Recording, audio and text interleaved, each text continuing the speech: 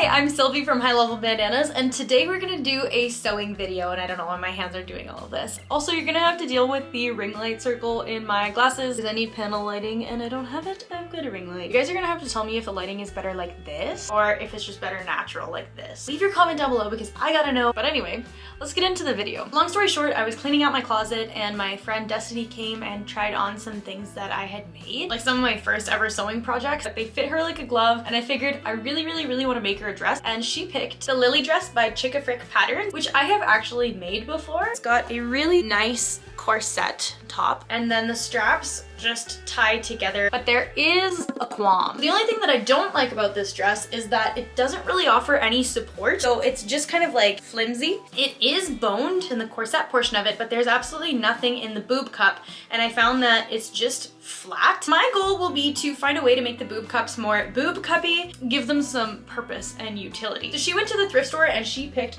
this fabric. I want to see if there's anything that we could use in here for lining. I think I need to go take another trip to the thrift store to find something to line the dress with. And we found a lining. Side note, look at this super cute sweater that I found at Winners for $20. And off of Amazon, I got these little bra pad inserts. Basically, they look like this, and then they've got like a little bit of a push-up action happening on the inside. And on the bright side, I think I did find where the pattern is in my giant binder. The other good thing about this is I think that I've got enough fabric to do like a mock-up. If this doesn't fit, I can always cut another one. So that's why I'm not gonna cut into the main fabric, just this lining fabric. And since I've made it before, I'm pretty confident that I can do it without really needing to pull out the instructions. I'm gonna start with the boob cups.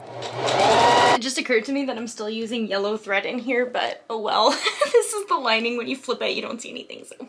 And if you guys are new to sewing and you don't know what settings to use on your machine, I think the thing that confuses the most people is the tension. At least that's what did it for me at first. What I typically do, because I am self-taught and I never actually looked up the answer, but if I'm using something that's super thin, I'm going on a higher tension. So for something thinner, go higher for tension, and then for something thicker, I go lower. So right now with these, I'm at a 5 for tension. This is the outside and this is the inside. Like I said, this is probably my least favorite part of this pattern. It's just such a weird, sort of flimsy cup. But whatever, here's to, these pieces are going to attach like so. Boom. So now I have the difficult task of sewing these cups into this.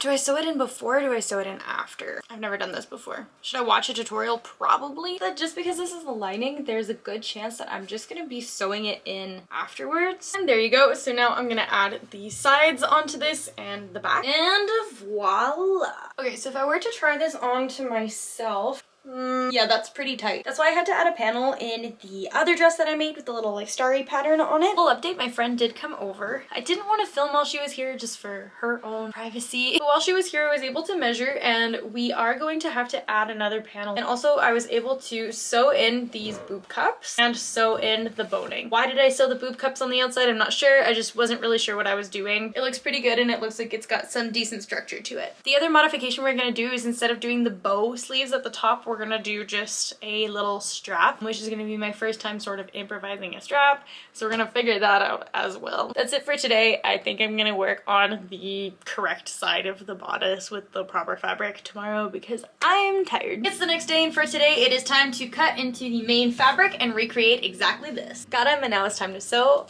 again. And this is what that looks like. Now I'm just waiting on a little bit more boning, but I think we can start on the skirt. Now for this skirt, I don't know if I want to stitch that whole A-line thing that I did for the other one, or if I want to do like a tiered sort of rectangle skirt. The boning is out for delivery right now and it says that it's going to be here between 11:15 and 2:15 and it's currently 12:51. So I'm hoping that it arrives anytime soon. So what I think I'm gonna do in the meantime though is start cutting at least the lining of the skirt. I'm gonna attach the skirt, so I'm gonna do a lining skirt that won't be as puffy for this one, and then I'm gonna do a, I think, tiered skirt for this one, make it look kind of cottagecore-y, and then the zipper will go into this one. I will sew these tops together, flip it. It's just gonna be this whole thing.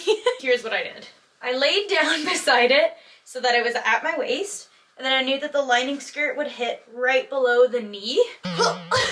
Like so. Just cut this big giant rectangle, and the beauty of using a bed sheet, especially when you're doing a skirt, is that the bottom of it is already hemmed. So essentially I'm going to keep this bottom hem for the bottom hem. And right now what I'm gonna do is put a gathering stitch at the top here, gather it, and then I will sew it to the bodice, which I'll show you and it'll make more sense. I don't have a gathering foot, so what I always do to gather is just do a basting stitch, go length 4 here on the wheel, and just do a straight stitch. Just stitch kind of as close as possible to the top. And once I get to the end, I just pull it out of my machine. I don't back stitch and I leave a good amount of thread. And that way it's gonna be loose enough for me to just hang on to one of them and pull so that it starts to gather like this. So I'm doing this on the ground because I'm gonna have to gather the top here so that it becomes all the same length eventually, or width I guess, as the top of the bust. So now that I've got it gathered, I'm just gonna make sure that it's the same width as this and that the gathers are sort of spread out evenly. So all I did was gather it to kind of its like full potential so that I could easily slide it off. And you want to be really careful when you're doing this if you're doing it the same way that I am, with just a regular sewing machine and just one thread instead of two. That thread is going to be pretty fragile and you don't want to break it, otherwise you're going to undo all of your gathers and you're going to have to do this all over again. To avoid that, you could always do 2 gathering threads instead of just 1. I think that that's kind of a big waste because this will come out afterwards, like after we have sewed the dress onto the bodice anyway. So now that I've matched up the length, I'm just going to grab my little pins and pin this into place. And now time to sew it. Remember earlier we put this gathering thread pretty near to the edge. What we're gonna do now is sew with my regular seam allowance, which will be 3/8 of an inch. The gathering thread won't show, and we're gonna put all these gathers into place. Woo! I think it looks pretty good. And also perfect timing, the boning came in. I didn't realize that I ordered boning that was covered in fabric. I guess when you pay 20 bucks on Amazon for boning, you kind of get what you get. Another thing that I've been doing recently to sort of like prevent all of this gross fraying, because I don't have a serger and this could so benefit from a serger, what I have been doing is I go on S1 on my machine and then I turn this setting here, and then I'll put the width at a 3. This is what it sort of looks like after it's done. And now what I'm gonna do is take scissors, just cut the excess really, really close to this line, and now it looks a million times cleaner on the edge and it's way flatter. I guess this was for like a king size bed or something, because this is absolutely massive. If this was me and I wanted a gigantic, super flowy skirt, this would do it. I'm going to have to go against all my extravagant instincts and not make this the puffiest skirt ever and make it like a nice modest cottagecore sort of looking thing. It might end up pretty puffy just because I am freehanding a skirt right now. There is no shortage of material, that's for sure. I've gone ahead and cut the entire bottom as the bottom tier, and we're gonna keep this as the hem, which will make it a lot easier, and I think it'll add this kind of like pretty trim. Oh my goodness. So I need to sew the right sides of these pieces together. Oh yeah, then I need to cut it along the back. It'll make sense. So the right sides of these pieces together with the pockets so that the pockets make a pocket. I'm going insane. I just sewed one side of the back panel to the front panel, and we've got the little pocket on the inside as well, which looks currently like this. I cannot believe that I'm freehanding this right now. What I am realizing that I'm gonna regret like crazy though is because I don't have a serging machine. That little trick that I showed you guys that I like to do to prevent fraying and stuff, which takes forever and takes so much thread, I'm gonna have to do on every single one of these edges and on every single one of the gathered edges. We're also gonna have to gather like crazy. I have successfully gathered and pinned this top layer of the skirt to the bodice, and I serged my serge hack the entire lining and pretty much ran out of thread. It's like playing yarn chicken but with thread. Got the first tier on there. I didn't really quite realize how long I had cut this. It goes like even past my knee. Okay, I'm ripping my panels in half now because she said she wanted 3 and I think I made them way too big. I'm gonna have enough fabric to make a whole other dress. I don't even know how much I cut off of this part. I cut right below where the pockets are. So now at my thigh basically. Gathering round 3. We have 2 tiers on this dress. It's actually really cute. Now I'm actually gonna measure for the last tier. She is 5'9", I'm 5'3". Ruffle number 4. This one was the longest one, the last one to make, and I just cannot wait to get it done because I feel like this is the last thing that my body can take today. My posture is horrible. My back is hurting. I said I was done working for the evening, but it is now 7:40. I had my supper. High level hubby is gone. So what else am I gonna do? I got this posture corrector off of Amazon, and I think it's time for me to wear this because my back is hurting like crazy. Just tie it around the front, and then you grab these. Ugh.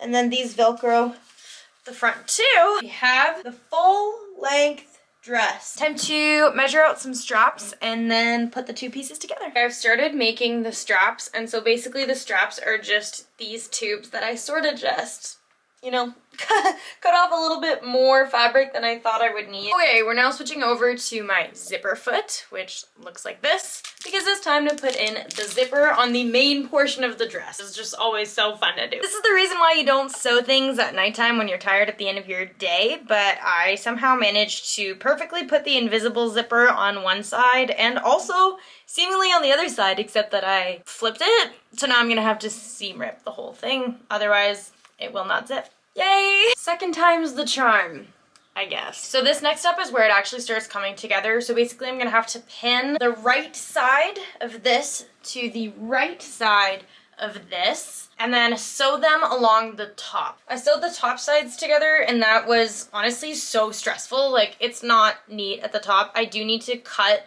a whole bunch of excess fabric before I cut anything. We have to flip this around and see if it even works. Wow. Here's what it sort of is looking like on right now. The only thing is I think these straps are way too far off to the side, so I'm probably gonna try and aim to put them more in the middle. And then there's a slight chance that it does need to be tightened. So I do want to do that when she's here. Here's another attempt. I sort of adjusted the sleeves. I definitely fixed the front, I think. I still haven't looked in a mirror. I think once I get this ironed out, for real I am done for tonight, because now it's like 9 o'clock and I'm tired. It's the next day and my friend Destiny came over and tried on the dress. I did not film that again for like her privacy, but we were able to put in darts on either side. Oh my god, my eye. And I took out 4 inches on the straps, so let me show you what I did. Here it is. I finished up the top portion, and then if you look in here, I did add a dart on either side, and then I took in the straps by a lot. I've already sewed up the entire top. I did the finishing touches with the zipper here, so that actually looks quite clean. I do have to obviously cut a whole bunch of the loose threads that are still there. Oh my gosh, I cannot wait to see this on her. Ah! It's so nice. Grand reveal time.